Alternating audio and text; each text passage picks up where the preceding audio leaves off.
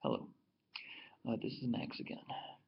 And as always, sometimes I lead with a question. My question is America the New Jerusalem? The Pilgrims wanted to make a New Jerusalem, a holy land, a Christian nation. Ronald Reagan called us the city on the hill, which was part of a sermon by John Wilthrop. But are we the New Israel? Are we the New Jerusalem? I say we are, but not in the way they think. Israel thought they were God's nation. Jerusalem thought it was God's city, the shining city on the hill. But they weren't.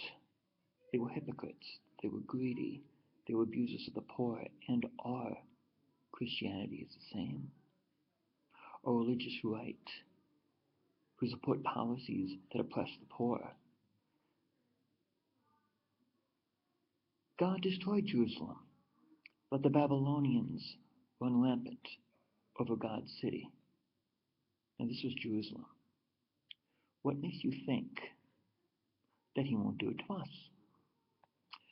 Now, I'm just talking about Jerusalem here. I believe that we are very much like Jerusalem. The problem is we don't have prophets speaking up against. Well, we do, like Jim Wallace, Sojourners, but all the media sees are the false prophets. So I'm going to use the Bible to tell you what would the prophets say if they were here today, and just substitute Jerusalem with America. This is Isaiah 3:13. The Lord takes his place in court. 3:13. He rises to judge the people. The Lord enters into judgment against the elders and leaders of his people. It is you who have ruined my vineyard. The plunder from the poor is in your house. What do you mean by crushing my people and guarding the face of the poor, declares the Lord Almighty. Isaiah 10:1. Woe to those who make unjust laws, to those who issue oppressive decrees, to deprive the poor of their rights and withhold justice from the oppressed of my people, making widows their prey and robbing the fatherless. What will you do on the day of the reckoning when disaster comes from afar? To whom will you run for help? Where will you leave your riches? Nothing will remain but to cringe among the captives or fall among the slain. We have one of the greatest inequality gaps in the world. We have the kings of the earth, like the Kochs, buying and selling politicians. And we have self-righteous apostates oppressing the poor. Now, Jeremiah. Among my people are the wicked, who lie in wait like men who snare birds, and like those who set traps to catch people. Like cages full of birds, their houses are full of deceit.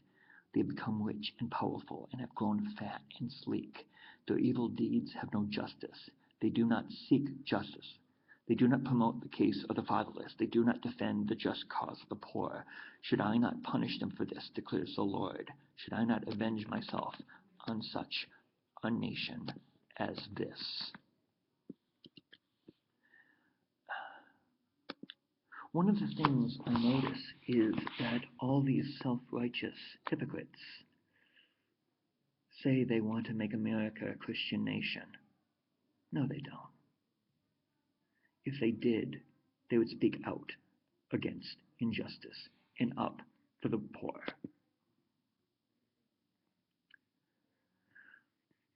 Again, I don't know why, but YouTube only lets me do videos in under 5 minutes. We are in for some tough times.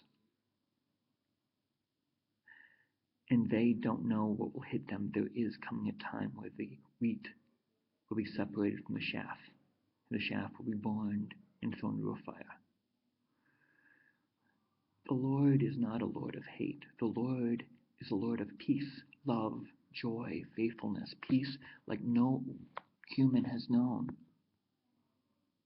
The religious right are apostates and don't represent the faith. Tomorrow, the next video, I'm going to talk, probably on Monday, about Israel, the northern kingdom, and what the prophets had to say about that. God bless you.